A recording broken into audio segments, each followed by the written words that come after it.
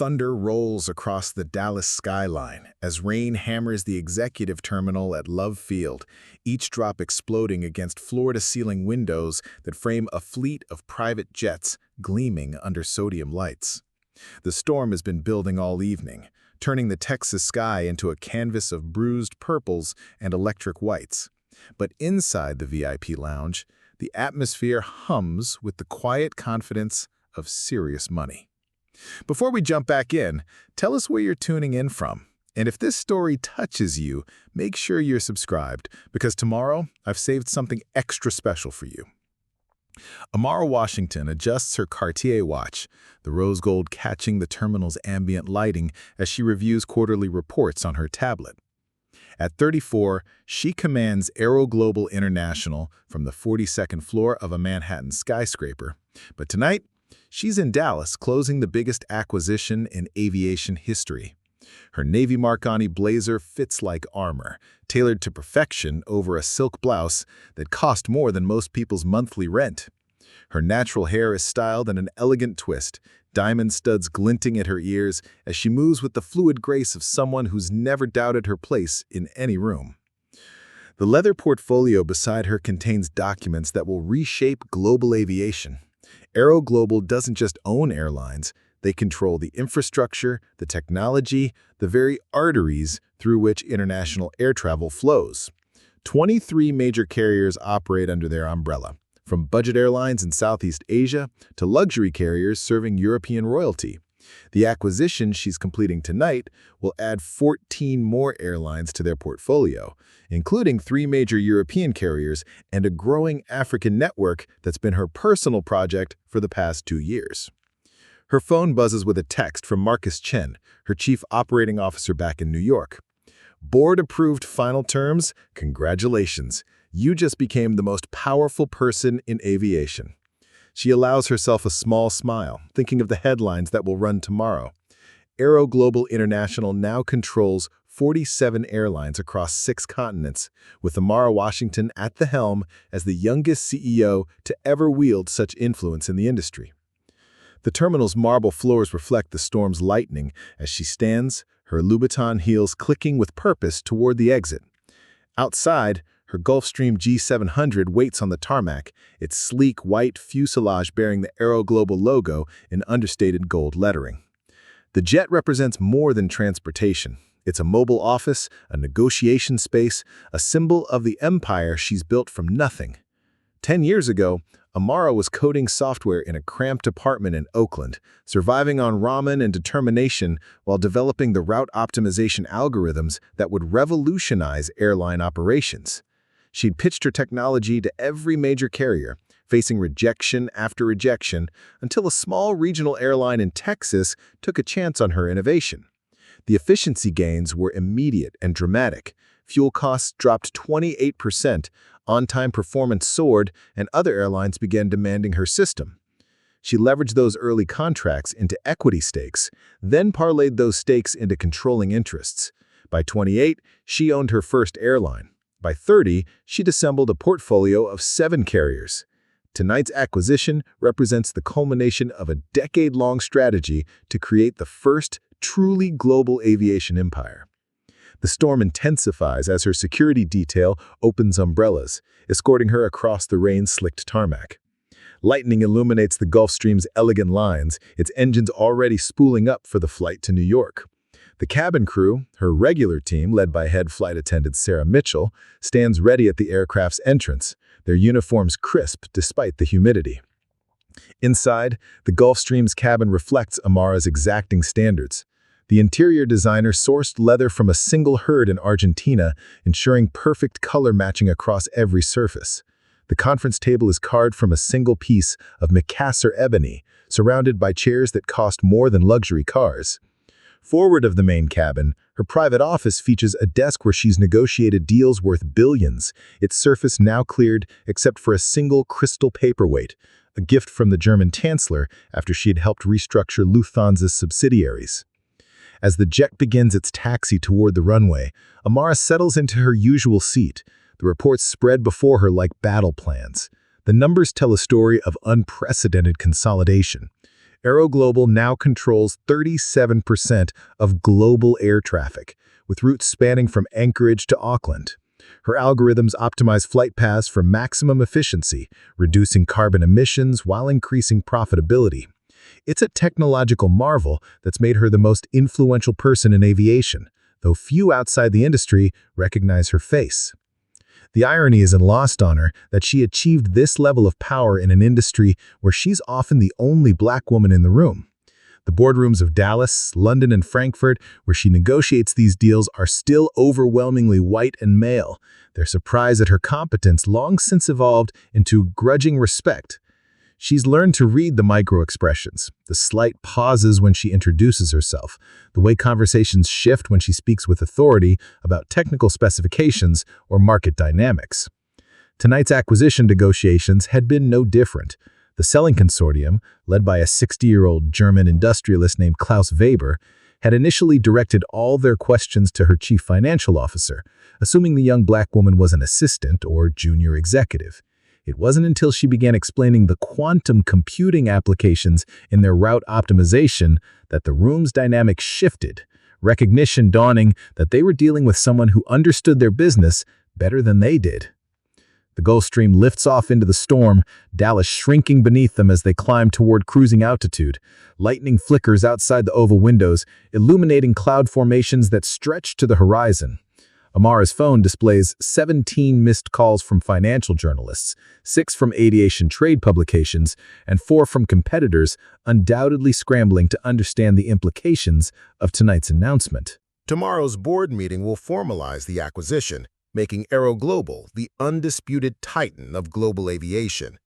The company she built from algorithms and ambition now employs over 400,000 people worldwide, its influence extending from cargo logistics to passenger services, from airport operations to air traffic management systems.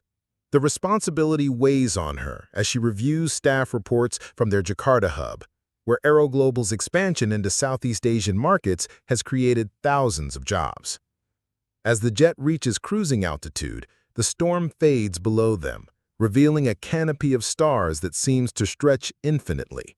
Amara allows herself a moment to appreciate the view, the same sky she'd gazed at as a child in Oakland, dreaming of possibilities that seemed impossibly distant. Her grandmother's words echo in her memory. "Baby girl, don't just break the glass ceiling, own the whole building." The cabin's ambient lighting dims automatically as the flight management system engages autopilot for the 4-hour journey to New York. In her private office, framed photographs remind her of the journey, receiving her MIT degree, the first airline acquisition, testifying before Congress about aviation safety regulations. Each image represents a milestone in building an empire that spans continents. Her assistant's voice comes through the intercom, reminding her that the Wall Street Journal interview is scheduled for tomorrow afternoon, followed by the Reuters financial briefing. The media attention is inevitable. The youngest CEO to control this much of global aviation, the first black woman to wield such influence in the industry.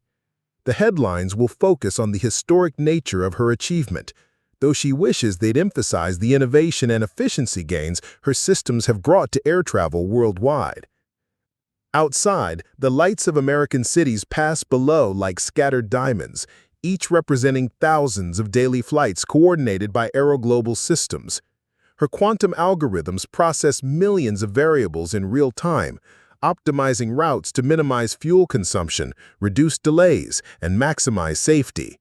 It's technology that's revolutionized an industry wrapped in the vision of a woman who refused to accept limitations. The Gulfstream's engines hum with mechanical precision as they cruise through the night sky, carrying Amara toward New York and the formalization of her aviation empire. In a few hours, she'll own or control 47 airlines spanning 6 continents, wielding influence over global air travel that no individual has ever possessed. The storm that raged over Dallas is now far behind them, but neither Amara nor her crew can anticipate the tempest that awaits them before this flight ends. The Gulfstream maintains its eastward course at 39,000 feet, slicing through the crystalline air above Arkansas as city lights twinkle far below like scattered embers. Amara has moved to the main cabin's conference area, the ebony table now supporting her laptop and a secure satellite phone connecting her to AeroGlobal's command center in Manhattan.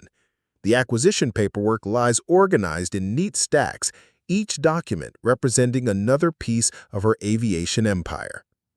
A soft chime indicates they're approaching the halfway point to New York when the intercom crackles with an unexpected announcement from Captain Rodriguez in the cockpit. "Miss Washington, we have an unusual situation.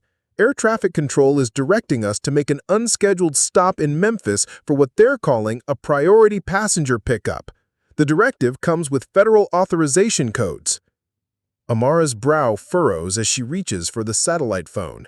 In 15 years of flying, she's never encountered such a request on her private aircraft. Her chief of security, David Palmer, emerges from the aft cabin where he'd been monitoring global news feeds about tonight's acquisition. His expression carries the controlled tension of someone trained to anticipate threats. "Ma'am, I've run the authorization codes through our security protocols. They're legitimate federal transport orders, but the passenger manifest is classified. We're required to comply, but I recommend we keep this brief and maintain full security awareness." The Gulfstream begins its descent toward Memphis International, the Mississippi River winding like a silver ribbon through the darkness below. Amara saves her work and secures the acquisition documents in the cabin's built-in safe. Whatever this interruption entails, she wants her business protected from unauthorized eyes. 20 minutes later, the jet touches down on a remote section of the Memphis tarmac, far from the main terminals. Through the oval windows, Amara observes a convoy of black SUVs approaching, their headlights cutting through ground fog that's begun to settle across the airfield. A team of federal agents in dark suits emerges, flanking a figure whose presence immediately explains the extraordinary nature of this pickup.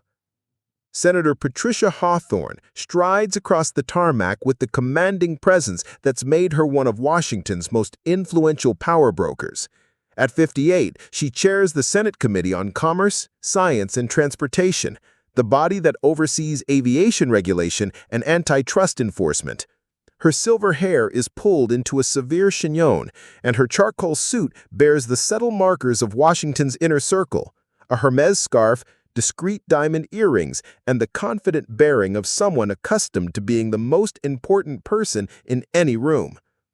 Sarah Mitchell, the head flight attendant, appears visibly nervous as she opens the cabin door. This isn't a typical passenger pickup, and the presence of federal escorts suggests political dimensions beyond routine travel. Amara watches through the cabin windows as Senator Hawthorne exchanges words with the lead agent before approaching the aircraft stairs. The senator boards without ceremony, her heels clicking against the Gulfstream's flooring as she surveys the opulent interior. Her gaze lingers on the Macassar ebony conference table, the Argentine leather seating, and the crystal paperwork, before settling on Amara with an expression that's difficult to interpret. "Miss Washington," Senator Hawthorne says, her voice carrying the clipped authority of decades in Washington power circles. "I apologize for the unusual nature of this arrangement, but circumstances require immediate transportation to New York. I trust you don't mind sharing your aircraft with a fellow public servant." Amara stands, extending her hand in professional greeting. "Senator Hawthorne, of course. Please, make yourself comfortable. We should arrive at Teterboro in approximately 2 hours." The senator's handshake is firm but brief, her eyes conducting what appears to be an assessment of Amara's presence and demeanor. She settles into the leather seating across from the conference table, accepting sparkling water from Sarah, while maintaining an air of barely concealed tension. "I understand congratulations are in order," Senator Hawthorne continues, her tone carrying undertones that suggest this isn't casual conversation. 47 airlines under a single umbrella represents unprecedented consolidation in the aviation sector. Some might call it concerning from an antitrust perspective. The comment lands with calculated precision, transforming the cabin atmosphere from professional courtesy to subtle confrontation. Amara recognizes the opening gambit of a political chess match, though she's uncertain of the senator's ultimate objective. The aviation industry benefits from coordinated efficiency. Our optimization systems have reduced delays by 35% system-wide, while cutting fuel consumption by nearly a quarter. Consolidation serves the public interest when it improves service and reduces environmental impact. Senator Hawthorne's laugh carries no warmth. Efficiency. Optimization. Interesting euphemisms for monopolistic control. She opens a leather briefcase, withdrawing a tablet that displays what appears to be AeroGlobal's organizational structure. Tell me, Miss Washington, do you believe any individual should wield this level of influence over global transportation infrastructure? The question hangs in the cabin's recycled air like an accusation. Amara realizes this encounter is not coincidental. The senator has orchestrated this meeting, using federal authority to gain access to her private aircraft and create a setting where political pressure can be applied without witnesses or recording devices. Senator, I believe innovation and leadership create value for consumers and society. AeroGlobal systems serve millions of passengers daily, providing safer, more efficient air travel than ever before in aviation history. Innovation, the senator repeats, her voice taking on a patronizing edge. From what I understand, you've essentially created a private monopoly using technology funded by federal research grants during your MIT years. Taxpayer-funded algorithms now serving private profit and unprecedented market control. The accusation is both inaccurate and inflammatory. Amara's route optimization technology was developed independently, using her own resources and time. The suggestion that public funds contributed to her private success represents either deliberate misinformation or willful ignorance of the technological development timeline. Senator, with respect, that characterization misrepresents both the technology's origins and AeroGlobal's public benefit contributions. Our systems have saved the industry billions in operational costs while reducing carbon emissions equivalent to removing 8 million cars from American roads annually. Senator Hawthorne's demeanor shifts, her professional mask slipping to reveal something harder underneath. Miss Washington, let me be direct. Your little empire represents exactly the kind of concentrated economic power that Congress was designed to regulate. Perhaps it's time someone reminded you that even private jets operate under federal oversight. The threat is unmistakable, delivered with the casual authority of someone accustomed to intimidating business leaders into compliance. But Senator Hawthorne appears to have misjudged her target. Amara didn't build a global aviation empire by backing down from political pressure or accepting veiled threats from Washington power brokers. Senator, I appreciate your position, but AeroGlobal operates within all applicable regulations while providing unprecedented efficiency gains for global air travel. The senator's eyes narrow, her composure cracking as she realizes her intimidation tactics aren't producing the desired effect. She leans forward, her voice dropping to a harsh whisper. Appropriate channels? Little girl, I am the appropriate channel. Do you have any idea who you're talking to? The condescending tone and dismissive language represent a crossing of lines that Amara won't tolerate, regardless of the speaker's political position. She meets the senator's glare with unwavering calm. Senator Hawthorne, I know exactly who you are. The question is whether you understand who I am and what AeroGlobal represents in terms of technological advancement and economic contribution. What happens next occurs so quickly that neither Sarah Mitchell nor David Palmer, monitoring from their respective positions, can react in time. Senator Hawthorne's hand moves in a sharp arc across the narrow space between the seats, her palm connecting with Amara's cheek in a slap that echoes through the cabin like a gunshot. The silence that follows stretches for what feels like an eternity, broken only by the Gulfstream's engines and the soft hum of climate control systems. Amara's hand moves slowly to her cheek, feeling the sting where the senator's rings left their mark. Her dark eyes, when they meet Senator Hawthorne's gaze, burn with a fire that promises consequences the politician cannot yet comprehend. "Senator," Amara says, her voice deadly quiet, "you just made the biggest mistake of your political career." The Gulfstream's cabin remains frozen in the aftermath of Senator Hawthorne's assault. The only sounds, the aircraft's mechanical hum and the soft whistle of wind against the fuselage as they cruise through the darkness above Tennessee. Amara's fingers trace the welts on her cheek where the senator's rings left their mark, her mind already calculating the precise sequence of actions that will transform this moment of violence into political and economic warfare. Senator Hawthorne appears momentarily stunned by her own actions, but her shock quickly hardens into defiant justification. She straightens her jacket and smooths her silver hair with the practiced composure of someone who spent decades believing her political power grants immunity from consequences. "Perhaps now you understand the reality of your situation," the senator says, her voice carrying the cold authority of entrenched Washington privilege. "Your technology, your airlines, your little empire, it all exists at the pleasure of federal oversight. I suggest you remember that before challenging congressional authority again." David Palmer's voice crackles through the intercom from his position near the cockpit, his tone carefully controlled but carrying unmistakable tension. "Ms. Washington, we have multiple incoming calls on secure channels. The FAA, Justice Department, and 3 major news networks are all requesting immediate contact." Amara realizes the implications immediately. Senator Hawthorne didn't board this aircraft alone. Her staff has been coordinating a simultaneous assault on multiple fronts while she conducted the face-to-face intimidation. This isn't an isolated incident of political bullying. It's a coordinated attack designed to dismantle AeroGlobal's power structure in a single evening.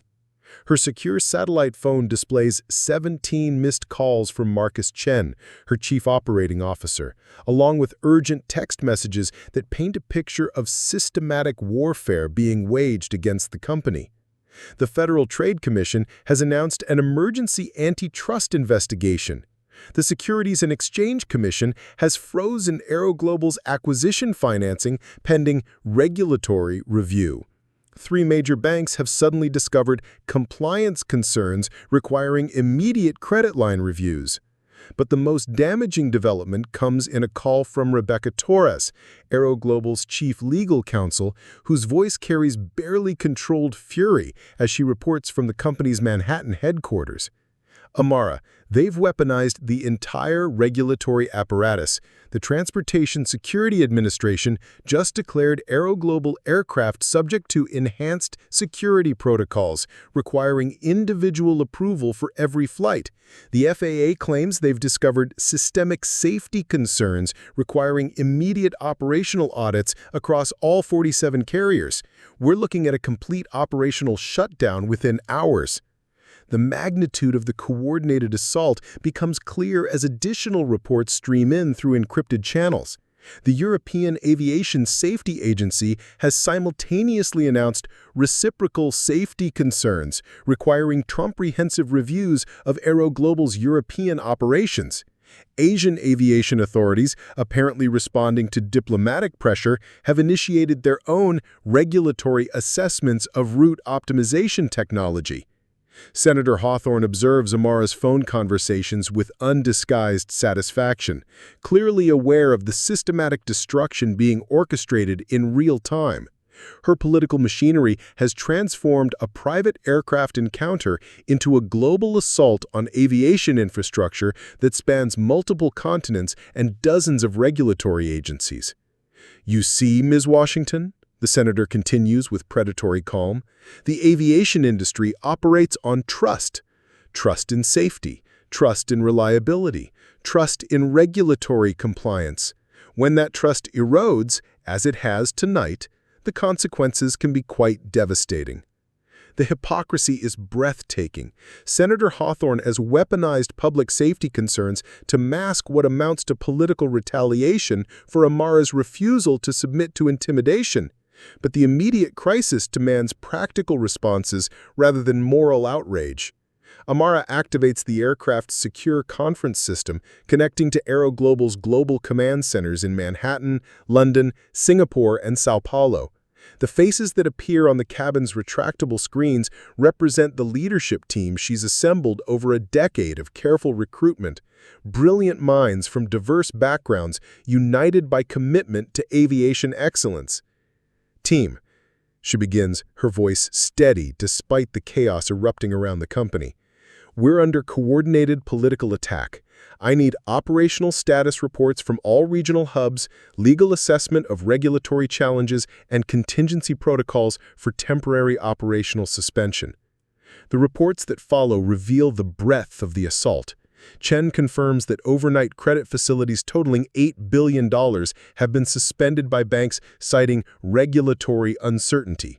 Torres details emergency injunctions filed simultaneously in 14 jurisdictions, each claiming different technical violations requiring immediate operational halts. Director of International Operations Jennifer Walsh reports that diplomatic pressure is being applied through embassy channels across 3 continents. Most critically, the assault threatens not just AeroGlobal's business operations, but the millions of passengers who depend on their route optimization technology for daily travel. Shutting down their systems would create cascading delays, cancellations, and safety concerns across global aviation infrastructure. Senator Hawthorne's phone rings with what appears to be a status update from her staff. Her side of the conversation, conducted with deliberate audibility, reveals the orchestration behind the evening's events. Yes, the timing was perfect. FAA's announcement went live just as the TSA released their security bulletin.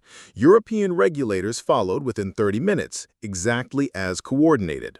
She pauses, listening to her caller while maintaining eye contact with Amara. The banks moved simultaneously. Credit lines frozen, acquisition financing suspended. She'll be completely operational within 48 hours. The admission of coordination between American and international regulators represents a stunning abuse of political power, using public safety agencies as weapons in a personal vendetta. But it also provides Amara with evidence of criminal conspiracy that could ultimately destroy everyone involved in tonight's assault. David Palmer's voice interrupts through the intercom with news that adds urgency to an already critical situation. "Ms. Washington, we're receiving reports of operational chaos at major airports worldwide. Without AeroGlobal's optimization systems, delays are cascading across international hubs. Frankfurt reports 3-hour average delays. Heathrow has temporarily suspended new departures. Singapore is implementing emergency scheduling protocols." The human cost of Senator Hawthorne's political warfare begins to emerge through passenger reports streaming across social media. Families stranded in airports, medical transport delays, business travelers missing critical meetings. The senator's assault on AeroGlobal has created exactly the kind of aviation chaos that their technology was designed to prevent. Yet Senator Hawthorne appears unmoved by the collateral damage her actions are causing. When Amara's phone displays video footage of stranded passengers at Charles de Gaulle Airport, the senator's response reveals the callous calculation behind her strategy. "Unfortunate consequences of poor business planning," she says with calculated indifference. Perhaps if AeroGlobal had considered regulatory compliance more seriously, innocent travelers wouldn't be suffering tonight. The blame shifting represents pure political gaslighting, attributing the chaos she created to the victim of her assault, while positioning herself as a defender of public safety. It's a masterclass in Washington power manipulation, demonstrating how regulatory authority can be weaponized for personal vendettas. But Amara's legal team provides updates on their emergency response efforts. Injunctions are being filed in multiple jurisdictions, challenging the regulatory actions as politically motivated and procedurally invalid. But legal challenges require time, while aviation operations demand real-time coordination that's being systematically disrupted. The Gulf Stream begins its descent toward Teterboro Airport, the New York metropolitan area spreading below them like a circuit board of lights. In 90 minutes, they'll be on the ground, where Amara will face the full scope of the political and economic warfare that's been unleashed against her company. Senator Hawthorne gathers her briefcase and prepares for landing with the satisfaction of someone who believes she's achieved decisive victory. Her parting words carried the tone of a conqueror addressing defeated opposition. "Miss Washington, I trust this evening has provided valuable education about the realities of operating in regulated industries. I'm sure you'll make more appropriate decisions going forward." But as the Gulf Stream touches down on Teterboro's rain-slick runway, Amara's mind is already 3 moves ahead in a game the senator doesn't yet realize has only just begun. The assault on AeroGlobal represents an unprecedented abuse of federal power, but it also provides her with evidence needed to expose corruption that reaches the highest levels of American government. The real war is about to begin. The rain hammers Teterboro Airport with vindictive intensity as the Gulf Stream taxis toward the private terminal, its windshield wipers struggling against sheets of water that blur the runway lights into abstract smears of color. Inside the cabin, Amara stares through her phone at a cascade of notifications that transform her aviation empire into a real-time catastrophe unfolding across 6 continents. Senator Hawthorne disembarks first, her federal escort whisking her away in black SUVs that disappear into the storm like governmental phantoms. She leaves behind no acknowledgement of the assault, no recognition of the chaos her political machinery has unleashed on global aviation infrastructure. Her parting glance carries the cold satisfaction of someone who believes she's achieved decisive victory. But the lesson Amara receives in the following hours proves far more devastating than even the senator anticipated. Marcus Chen meets her at the terminal's VIP entrance, his usually composed demeanor cracked by the magnitude of the crisis engulfing AeroGlobal. Rain drips from his coat as he delivers updates that transform the coordinated regulatory assault into an existential threat to the company's survival. "The cascade failure is accelerating beyond what anyone predicted," he reports as they walk through the terminal's marble corridors. "When our optimization systems went offline, it triggered automated safety protocols across partner airlines. 43 carriers have suspended operations pending manual route verification. We're looking at the largest aviation shutdown in modern history." The numbers Marcus recites paint a picture of systematic destruction orchestrated with precision that suggests months of preparation. The Federal Trade Commission's emergency antitrust investigation has triggered automatic suspension clauses in AeroGlobal's financing agreements. Banks holding $8 billion in credit facilities have declared the regulatory uncertainty a material adverse change, freezing all funding pending clarity of legal standing. More critically, the Securities and Exchange Commission has issued a temporary restraining order preventing AeroGlobal from completing tonight's acquisition, citing potential market manipulation and antitrust violations.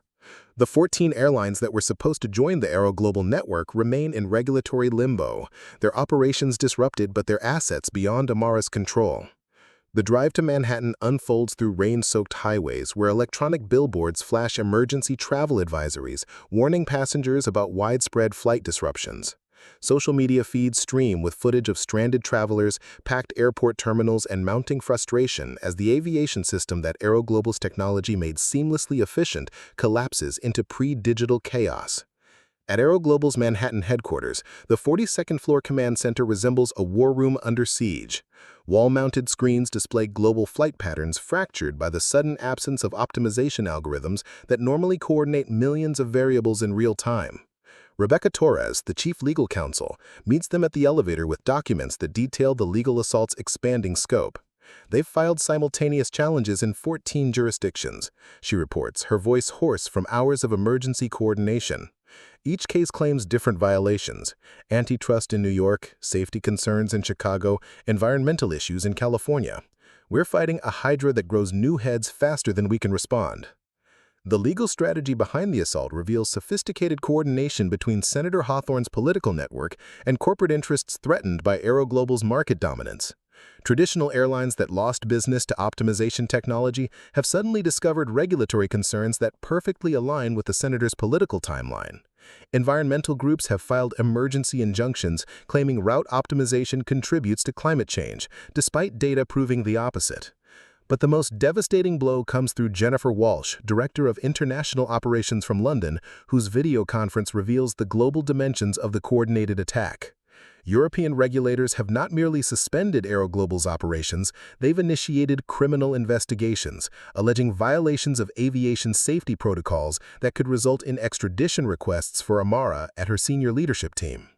The charges are fabricated, Walsh explains from AeroGlobal's London office, her background showing protest crowds gathered outside European aviation headquarters. But the legal process creates immediate consequences. Our European banking partners have frozen assets pending investigation outcomes.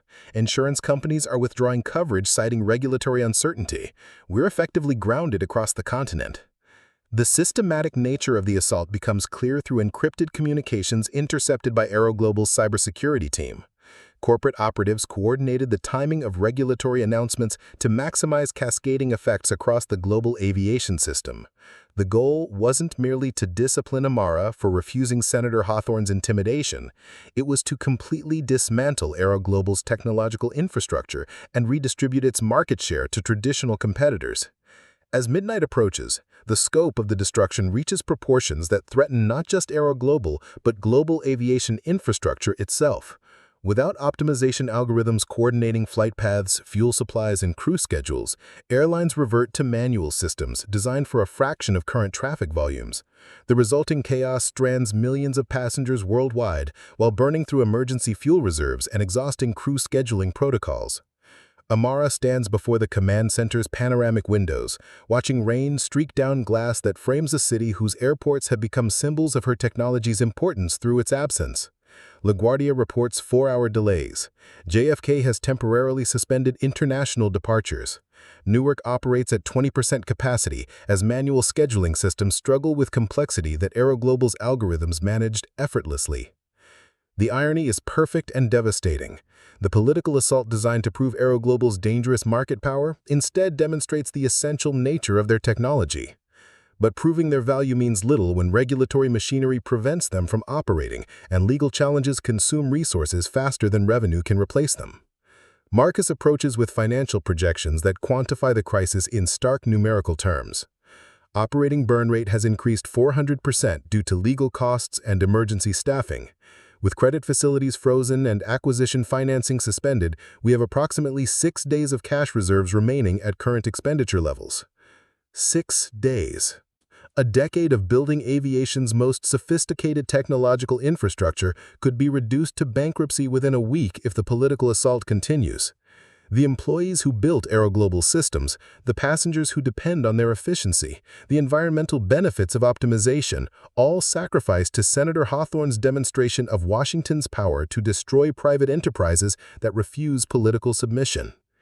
The night's final devastating blow arrives through David Palmer's cybersecurity briefing, delivered with the grim professionalism of someone reporting battlefield casualties.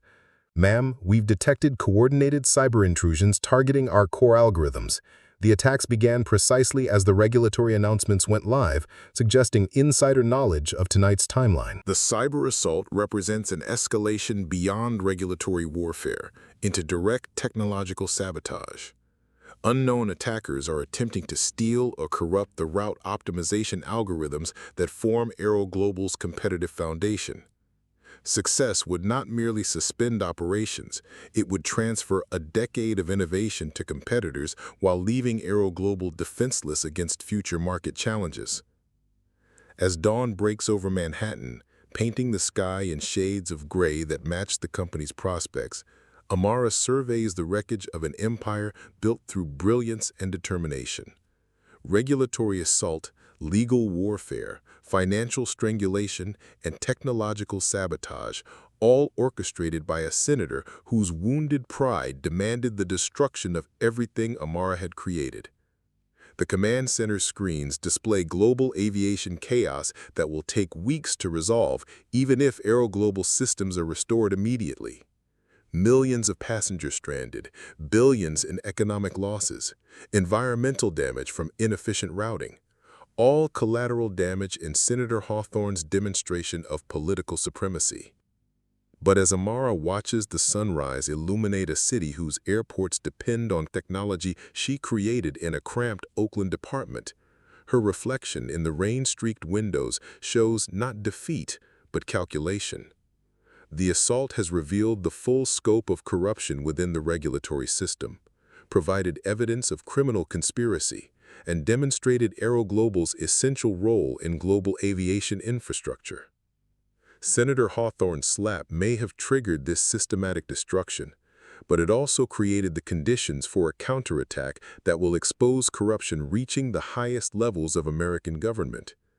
The war for AeroGlobal's survival is about to begin in earnest, and Amara Washington has never lost the fight that mattered. The basement levels of AeroGlobal's Manhattan headquarters transform into a digital fortress as Amara activates protocols designed for exactly this kind of existential threat. 3 floors below street level, behind reinforced concrete walls that once housed Cold War communications equipment, a team of her most trusted technologists works through the dawn hours to expose the conspiracy that threatens to destroy her aviation empire. Dr. Angela Foster, AeroGlobal's chief technology officer, emerges from the secure server room with evidence that will reshape the entire conflict. Her PhD in quantum computing from Stanford and her decade developing military-grade encryption systems for the Pentagon make her uniquely qualified to trace digital fingerprints that less sophisticated investigators would miss entirely. Amara, the cyber intrusions weren't random attacks, she reports, her laptop displaying network traffic patterns that reveal coordinated timing down to the millisecond. The hackers had inside knowledge of our system architecture and security protocols. Someone provided them with architectural blueprints, access codes, and timing windows that only a handful of people possess. The implications are staggering. The cyber assault on AeroGlobal's algorithms wasn't merely coordinated with the regulatory attack. It was planned by someone with intimate knowledge of the company's most sensitive technological infrastructure. The betrayal comes from within Amara's inner circle, adding personal treachery to the political and economic warfare already threatening the company's survival. But Dr. Foster's investigation reveals something even more significant. The attackers' digital signatures match patterns from previous corporate espionage cases involving defense contractors and technology companies that challenged established industry incumbents. The same hacking collective that destroyed 3 aerospace startups over the past 5 years is now targeting AeroGlobal, suggesting a systematic campaign to eliminate technological innovation that threatens traditional aviation interests. Meanwhile, investigative journalist Catherine Brooks arrives at the basement entrance with documents that transform the night's events from political retaliation into criminal conspiracy. Her 20-year career exposing corruption in Washington has made her a master of following money trails and uncovering connections that powerful interests prefer to keep hidden. "I've been tracking Senator Hawthorne's financial relationships for months," she explains, spreading documents across a secure conference table. The timing of tonight's assault isn't coincidental. 3 major airlines that lost market share to AeroGlobal's efficiency have collectively contributed $8 million to political action committees controlled by the senator over the past 18 months. The financial trail reveals a web of corruption that extends far beyond tonight's regulatory assault. Traditional airlines threatened by AeroGlobal's technological superiority have purchased political protection through campaign contributions, lobbying contracts, and consulting fees paid to companies controlled by Senator Hawthorne's family members. Tonight's coordinated attack represents the return on their investment, government power weaponized to eliminate market competition. Catherine's investigation uncovers even more damaging evidence through encrypted communications obtained from whistleblowers within regulatory agencies. Internal memos show that FAA safety concerns about AeroGlobal were fabricated at Senator Hawthorne's direction, using falsified technical reports and manufactured expert testimony. The Transportation Security Administration's enhanced security protocols were designed specifically to ground AeroGlobal aircraft with no legitimate safety justification. But the most explosive revelation comes through Dr. Foster's analysis of the timing coordination between American and international regulators.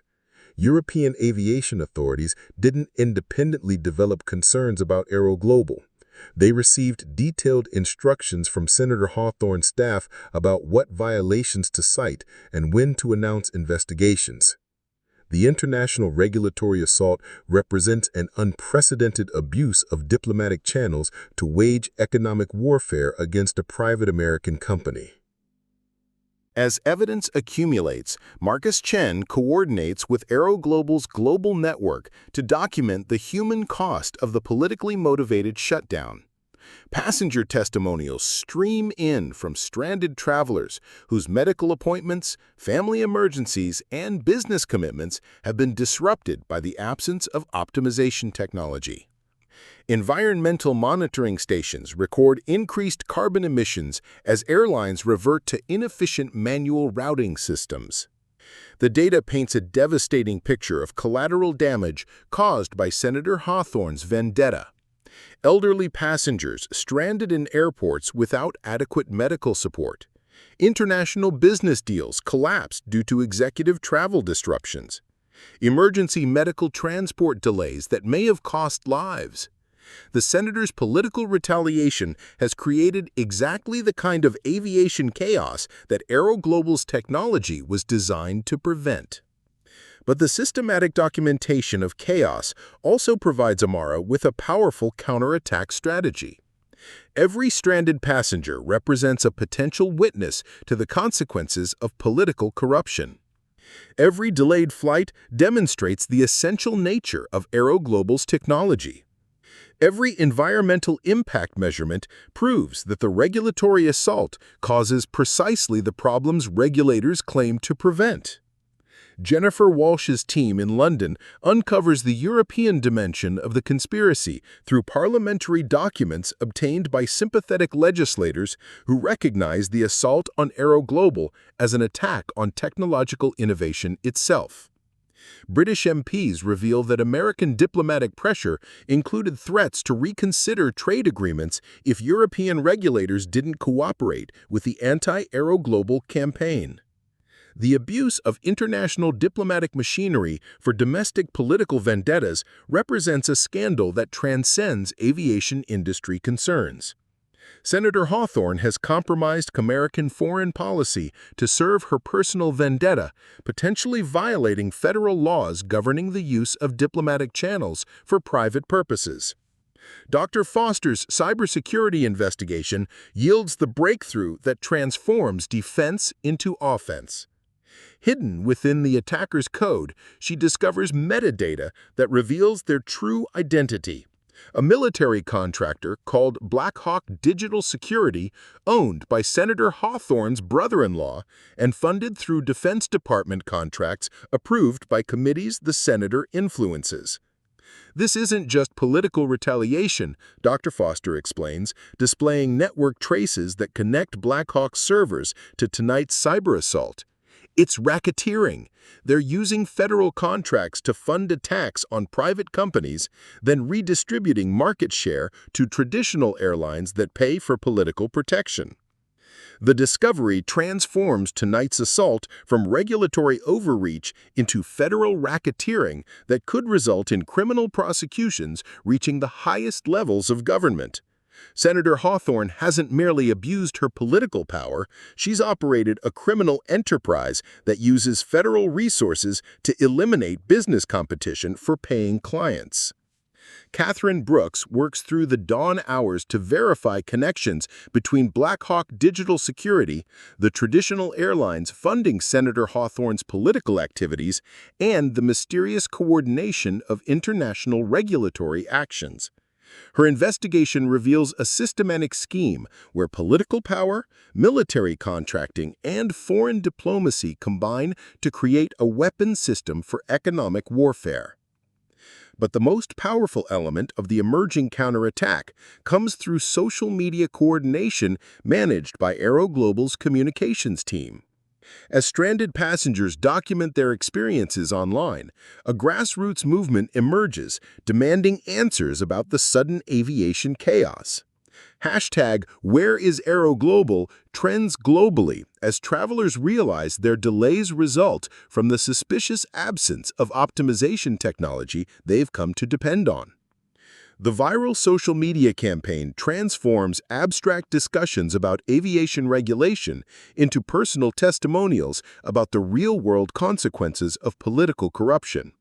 Families separated by artificial flight delays, medical patients unable to reach treatment, business travelers watching deals collapse, all providing human faces for the collateral damage of Senator Hawthorne's vendetta.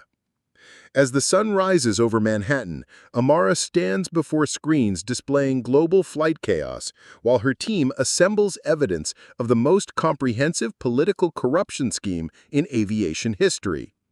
The systematic abuse of regulatory power, the coordination of international pressure, the use of military contractors for domestic economic warfare, all documented through digital evidence that transforms tonight's assault into tomorrow's criminal prosecutions. The Federal Bureau of Investigation's Manhattan field office erupts into coordinated chaos at 7:30 a.m. as Special Agent Director Maria Santos reviews the evidence package that Catherine Brooks delivered an hour earlier. 23 years of investigating white-collar corruption have taught Santos to recognize the difference between routine corruption and systematic racketeering that threatens national security. And the documentation spread across her conference table represents the latter in devastating detail. This isn't just aviation industry manipulation, Santos explains, displaying financial flowcharts that trace millions of dollars from traditional airlines through Senator Hawthorne's political action committees to military contractors conducting cyber warfare against American companies. We're looking at a criminal enterprise that weaponizes federal resources to eliminate business competition through coordinated domestic and international pressure. The FBI investigation launches with unprecedented scope as agents simultaneously execute search warrants at Black Hawk Digital Security's Virginia headquarters, Senator Hawthorne's Washington offices, and the corporate headquarters of 3 major airlines whose payments funded the anti-AeroGlobal campaign. The coordination required to dismantle the conspiracy demands precision timing to prevent evidence destruction by sophisticated political operatives. Meanwhile, Amara coordinates her own offensive from AeroGlobal's Secure Command Center, where Dr. Foster has transformed the basement facility into a digital war room capable of real-time coordination with federal investigators. The cybersecurity evidence she's assembled provides investigators with minute-by-minute documentation of how Black Hawk Digital Security penetrated AeroGlobal systems using information that could only have come from inside regulatory agencies. But the most dramatic confrontation unfolds at the Hart Senate office building, where Senator Hawthorne arrives for what she believes will be a routine committee meeting on transportation policy. Instead, she finds Catherine Brooks waiting with a live camera crew from World News Network, broadcasting the senator's arrival to a global audience already captivated by the aviation chaos unfolding across 6 continents. "Senator Hawthorne," Catherine calls out as the politician attempts to bypass the media presence, "can you comment on the FBI raids occurring at companies connected to your political contributors? Do you have any response to allegations that you coordinated international regulatory pressure against AeroGlobal in exchange for campaign contributions?" The senator's reaction provides television audiences with a masterclass in political panic disguised as righteous indignation. Her attempt to maintain composure crumbles as Catherine recites specific details about Blackhawk Digital Security's ownership by her brother-in-law, the timing coordination between regulatory announcements, and the financial relationships with airlines that lost market share to AeroGlobal's technology. These are baseless accusations from a disgraced corporate executive who refuses to accept legitimate regulatory oversight, Senator Hawthorne responds, her voice carrying the sharp edge of someone whose carefully constructed public image is collapsing in real time. Miss Washington's technology monopoly represents exactly the kind of concentrated economic power that Congress has a responsibility to regulate. But Catherine's follow-up questions demolish the senator's defensive strategy by revealing details that only someone with inside knowledge of the conspiracy could possess. The specific timing of international regulatory coordination, the fabricated technical reports used to justify safety concerns, the use of diplomatic channels to pressure European aviation authorities, each revelation demonstrates that last night's assault was planned weeks in advance with criminal precision.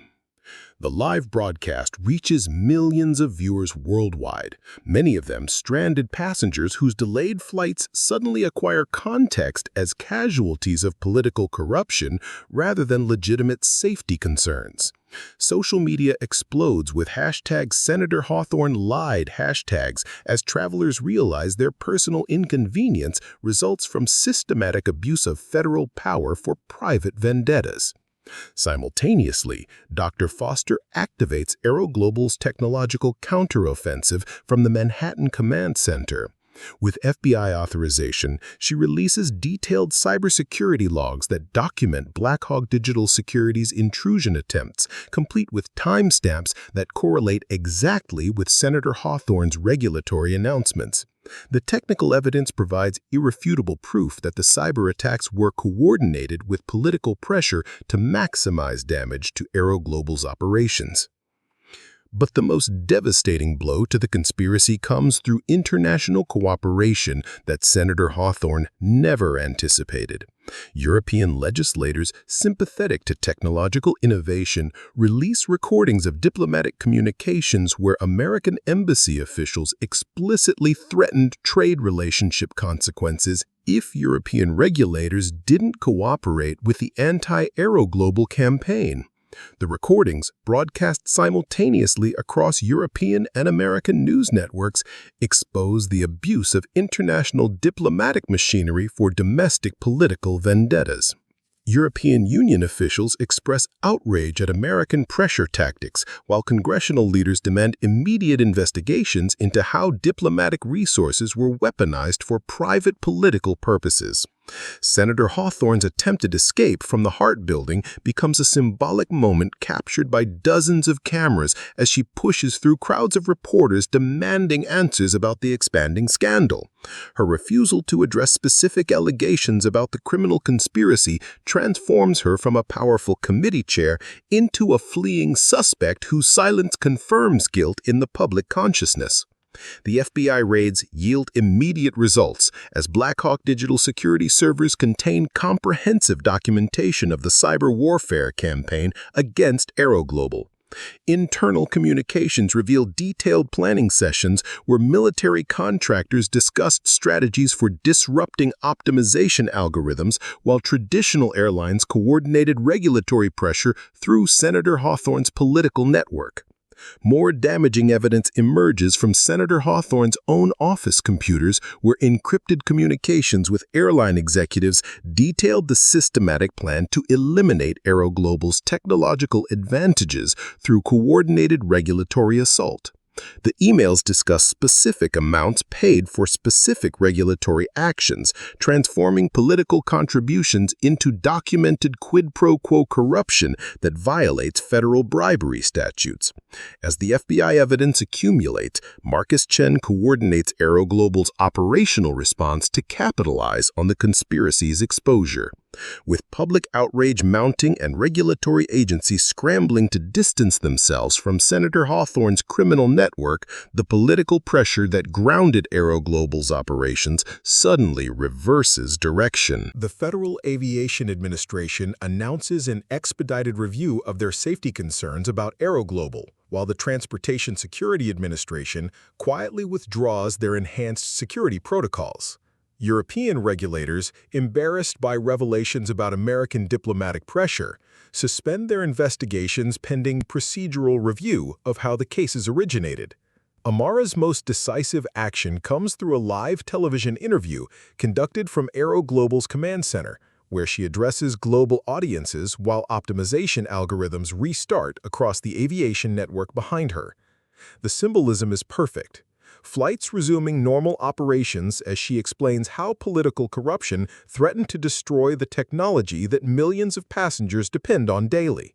What happened last night wasn't regulatory oversight, she explains to interviewer Catherine Brooks, her voice carrying the authority of someone who survived systematic assault and emerged stronger.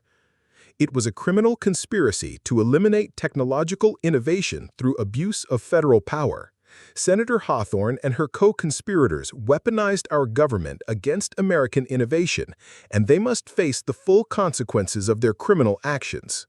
The interview reaches audiences worldwide as AeroGlobal's systems restore normal operations across 47 airlines spanning 6 continents. Delayed flights resume schedules, stranded passengers reach destinations, and environmental monitoring stations record immediate improvements as efficient routing algorithms replace manual systems. Within hours, federal prosecutors announce criminal charges against Senator Hawthorne, her brother-in-law's military contracting company, and executives from 3 traditional airlines whose payments funded the conspiracy.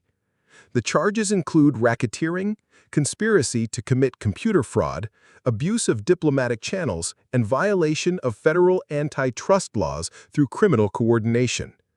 Senator Hawthorne's arrest occurs during a hastily called press conference where she attempts to maintain innocence while FBI agents serve federal warrants. Her final public statement, claiming victimization by corporate interests, rings hollow against overwhelming evidence of systematic criminal activity documented through her own communications. As evening falls over Manhattan, Amara stands before the same windows where she watched dawn break over an empire under assault. The screens behind her display global aviation operations restored to optimal efficiency, environmental benefits resuming, and millions of passengers reaching destinations that political corruption had threatened to deny them. The slap that triggered this war now seems like ancient history, overshadowed by the systematic exposure of corruption reaching the highest levels of American government. Senator Hawthorne's moment of physical violence has cost her career, freedom, and political legacy, while demonstrating that technological innovation cannot be destroyed by criminal conspiracies disguised as regulatory oversight. 6 months after Senator Patricia Hawthorne's slap echoed through the Gulfstream's cabin, the federal courthouse in Lower Manhattan witnesses the conclusion of what legal historians will remember as the most comprehensive political corruption case in aviation industry history. The mahogany-paneled courtroom, with its soaring ceilings and marble columns, provides a dignified setting for the delivery of justice that reaches from corporate boardrooms to the highest levels of American government. Judge Elizabeth Morrison, a Reagan appointee whose 30-year career has been defined by meticulous attention to legal precedent and constitutional principle, delivers sentences that transform tonight's assault on AeroGlobal into tomorrow's textbook case study in how democratic institutions respond to systematic abuse of power. Her voice carries the weight of judicial authority as she addresses defendants whose criminal conspiracy threatened not just one company, but the integrity of federal regulatory systems. Senator Hawthorne, Judge Morrison begins, her gaze fixed on the former committee chair whose political career lies in ruins, your abuse of congressional authority to wage economic warfare against private innovation represents a fundamental betrayal of public trust. The evidence demonstrates systematic criminal activity disguised as regulatory oversight, transforming federal agencies into weapons for personal vendettas funded by corporate interests seeking protection from market competition. The sentence, 12 years in federal prison for racketeering, conspiracy, and abuse of governmental authority, sends shockwaves through Washington's political establishment, while providing closure for millions of passengers whose travel was disrupted by criminal conspiracy masquerading as safety concerns. Senator Hawthorne's attempt to maintain dignity during sentencing crumbles as the reality of her destroyed legacy becomes undeniable. Her silver hair, once immaculately styled for television appearances, hangs limp as she's led away in federal custody.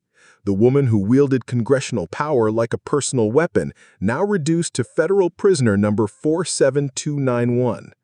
Her brother-in-law, Michael Hawthorne, receives an 8-year sentence for operating Blackhawk Digital Security as a criminal enterprise that used Defense Department contracts to fund cyber warfare against American companies.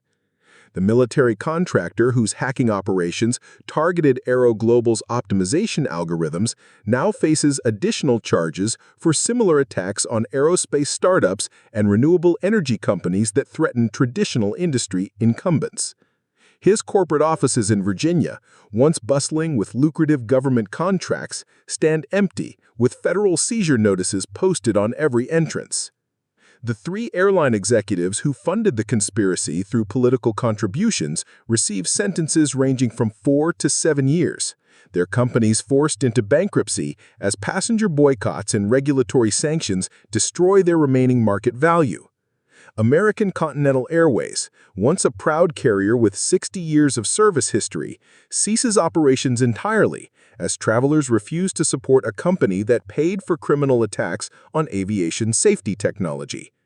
The corporate graveyard created by the conspiracy serves as a permanent reminder that corruption ultimately destroys everyone it touches. But the most significant institutional transformation comes through congressional reforms enacted in response to the scandal's exposure of systematic vulnerabilities in regulatory oversight. The Aviation Integrity Act, signed into law just weeks after the sentences, establishes independent oversight mechanisms designed to prevent future weaponization of federal agencies for political or economic vendettas. The legislation creates a new framework where regulatory actions require transparent justification, public comment periods, and independent review by panels that include industry experts, consumer advocates, and academic researchers. Representative Thomas Chen of California, who led the congressional investigation into regulatory abuse, explains the legislation's significance during the bill signing ceremony at the White House. The Hawthorne conspiracy revealed how quickly democratic institutions can be corrupted when political power serves private interests rather than public welfare. These reforms ensure that technological innovation receives protection from criminal conspiracies disguised as legitimate oversight. The new legislation creates mandatory disclosure requirements for any political contributions from companies subject to federal regulation, establishes criminal penalties for coordinating regulatory pressure with international authorities for domestic political purposes, and requires public justification for any regulatory actions that disrupt previously approved business operations. The reforms transform Senator Hawthorne's criminal abuse into systemic protections that will shield innovation for generations. Additionally, the International Aviation Cooperation Treaty, signed by 23 nations in Geneva, establishes protocols preventing diplomatic pressure from being used to manipulate foreign regulatory decisions for domestic political purposes. European Union aviation authorities, initially manipulated into participating in the assault on AeroGlobal, now require independent verification and multinational review before implementing any regulatory changes requested through diplomatic channels. Meanwhile, AeroGlobal's headquarters in Manhattan has evolved into something resembling a monument to technological resilience, with the 42nd floor command center now serving as a case study destination for business schools, government policy institutes, and international delegations seeking to understand how private innovation can survive systematic political assault. The basement facility where Dr. Foster documented the criminal conspiracy has been transformed into the National Cybersecurity Research Center, jointly funded by AeroGlobal and the Department of Homeland Security to help other companies defend against similar attacks. Amar stands before the panoramic windows that frame Manhattan's skyline, reviewing reports that quantify the global transformation achieved through AeroGlobal's technological restoration and expansion. The acquisition that Senator Hawthorne attempted to prevent has been completed, with additional carriers joining the network, bringing the total to 53 airlines spanning 7 continents and serving over 2 billion passengers annually. The route optimization algorithms now coordinate over 40,000 daily flights, processing 17 million variables in real time to maximize efficiency while minimizing environmental impact. The financial metrics tell a story of unprecedented growth emerging from systematic assault. AeroGlobal's market capitalization has reached $300 billion, making it the most valuable transportation technology company in global markets. More significantly, the company's expansion has created over 200,000 new jobs worldwide, from software engineers in Bangalore developing next-generation algorithms to maintenance technicians in Sao Paulo servicing optimized aircraft fleets. The environmental impact measurements provide the most compelling vindication of AeroGlobal's mission. Carbon emissions from global aviation have decreased by 42% since optimization algorithms resumed full operation, while flight efficiency improvements have reduced fuel consumption by amounts equivalent to removing 23 million automobiles from worldwide roads. The technology that Senator Hawthorne tried to destroy through criminal conspiracy now represents humanity's most effective tool for sustainable air travel, with environmental benefits that exceed the combined impact of all renewable energy projects implemented in the past decade. Dr. Angela Foster, whose cybersecurity investigation provided crucial evidence for federal prosecutors, has been nominated for the National Medal of Technology and Innovation in recognition of her role in exposing and defeating the systematic attack on American innovation. Her quantum computing research, conducted in the secure basement facility during the crisis months, has yielded breakthroughs in aviation efficiency that promise even greater environmental benefits in decades to come. The algorithms she developed to detect and counter corporate espionage are now used by technology companies worldwide, creating a defensive network that protects innovation from criminal assault. The assault on AeroGlobal taught us that technological innovation requires not just brilliant engineering, but also sophisticated defense against political and economic warfare. We've developed cybersecurity protocols that protect not just our systems, but any innovative company facing similar criminal conspiracies disguised as regulatory oversight. The basement where we fought for our survival has become a fortress defending American innovation. The international implications of the conspiracy's exposure have reshaped diplomatic relationships across multiple continents. European Union officials, initially manipulated into cooperating with Senator Hawthorne's regulatory assault, have implemented new protocols requiring independent verification of any American diplomatic pressure regarding business regulation. The Brussels Aviation Accord, signed 6 months after the conspiracy's exposure, creates multinational oversight mechanisms that prevent any single nation from weaponizing regulatory cooperation for domestic political purposes. Asian aviation authorities, who were beginning to implement similar regulatory pressure when the conspiracy collapsed, have instead embraced AeroGlobal's technology as a model for regional transportation efficiency. The Southeast Asian Aviation Optimization Network, launched 3 months after Senator Hawthorne's conviction, uses algorithms developed in Amar's Oakland department to coordinate flight paths across 14 countries while reducing regional carbon emissions by unprecedented amounts. The regional network has become so successful that African and South American aviation authorities are implementing similar systems, creating a global optimization infrastructure that maximizes efficiency while minimizing environmental impact. But perhaps the most significant transformation appears in the testimonials from individuals whose lives were disrupted by the politically motivated aviation chaos. Sarah Martinez, a cancer patient whose treatment was delayed by artificial flight disruptions, speaks at congressional hearings about the human cost of regulatory abuse disguised as safety concerns. Her testimony, along with hundreds of similar accounts, provides emotional context for abstract discussions about governmental overreach and criminal conspiracy.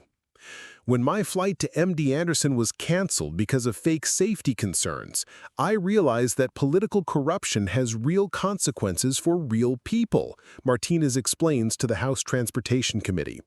Senator Hawthorne's criminal conspiracy didn't just attack a company, it threatened the lives of patients, separated families, and disrupted the innovation that makes modern life possible. The technology that saved my life by getting me to treatment on time was almost destroyed by criminals who put personal profit above human welfare. Martinez's story represents thousands of similar testimonials from passengers whose lives were affected by the conspiracy. Business entrepreneurs missed crucial meetings that could have created jobs. Military families were separated during deployments because of artificial travel restrictions. Medical emergencies were complicated by flight delays created through criminal manipulation of safety systems. The human cost of political corruption, documented through these personal stories, provides emotional weight to legal and regulatory reforms designed to prevent future abuse. Marcus Chen, whose steady leadership during the crisis months helped coordinate AeroGlobal's survival and counterattack, has been promoted to President of Global Operations while maintaining his role as Amara's closest strategic advisor. Their partnership, forged through late nights in the basement command center while federal investigators pursued criminal evidence, represents a model for executive leadership under existential pressure. Chen's operational expertise, combined with Amara's technological vision, has transformed AeroGlobal from a successful company into a global infrastructure provider that serves as the backbone of international transportation. The conspiracy taught us that success creates enemies willing to use any means necessary to destroy what they cannot compete against, Chen reflects during AeroGlobal's annual shareholders meeting. But it also demonstrated that technological excellence, properly defended, can survive and prevail against even systematic criminal assault backed by governmental authority. We've built not just better algorithms, but better defenses, ensuring that innovation can flourish despite political corruption. The financial restoration of AeroGlobal exceeds even Amara's ambitious projections from before the crisis. With Senator Hawthorne's criminal network dismantled and regulatory uncertainties resolved through congressional reform, institutional investors have returned with enthusiasm that reflects recognition of the company's resilience under unprecedented pressure. Warren Buffett's Berkshire Hathaway purchased a 15% stake, calling AeroGlobal the most important infrastructure investment of the 21st century. Sovereign wealth funds from Norway, Singapore, and Canada have invested billions in recognition of the company's environmental benefits and technological leadership. But Amara's personal transformation represents the most profound change emerging from the ordeal. The confident CEO who boarded her Gulfstream in Dallas 6 months ago has evolved into something resembling a guardian of technological innovation against political corruption.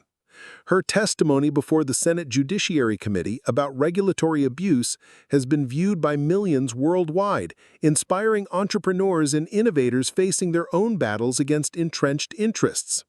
Universities now offer courses analyzing her crisis management strategies, while business schools use the AeroGlobal case study to teach students about defending innovation against systematic assault. The slap that Senator Hawthorne delivered in my aircraft's cabin was meant to demonstrate the limits of corporate power against political authority. Instead, it revealed the strength of American institutions when they function properly, the power of truth when supported by evidence, and the resilience of innovation when defended by people who refuse to accept that progress can be stopped by criminal conspiracy.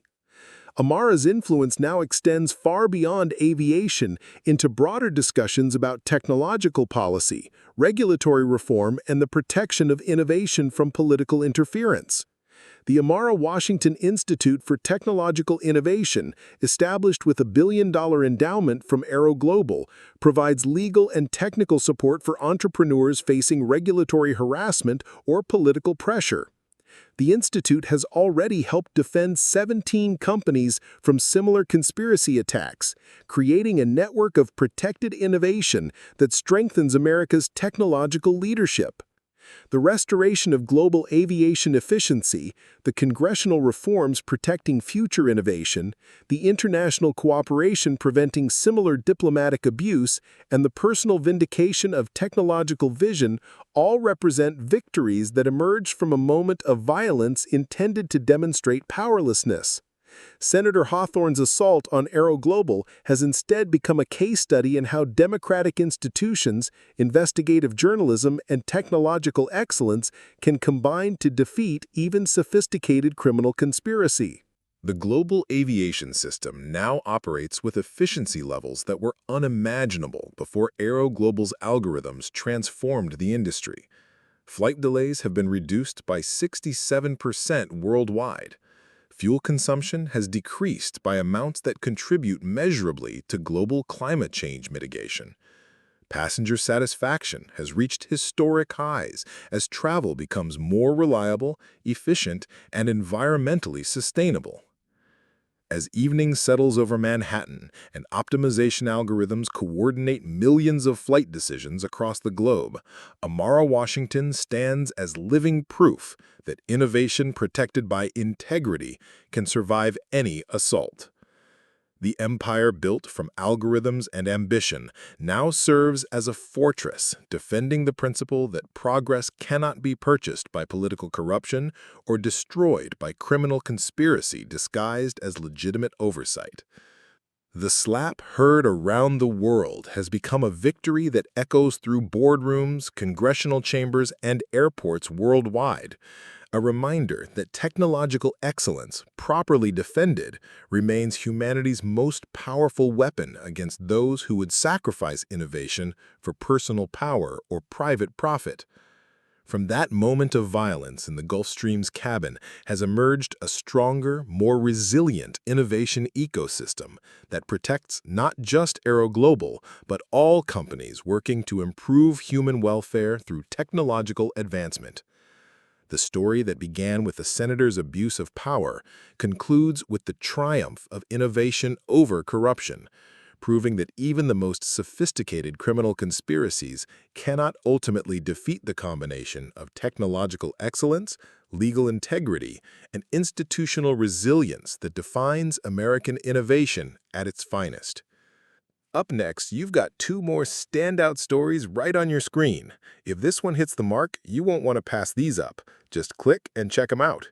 And don't forget to subscribe and turn on the notification bell so you don't miss any upload from us.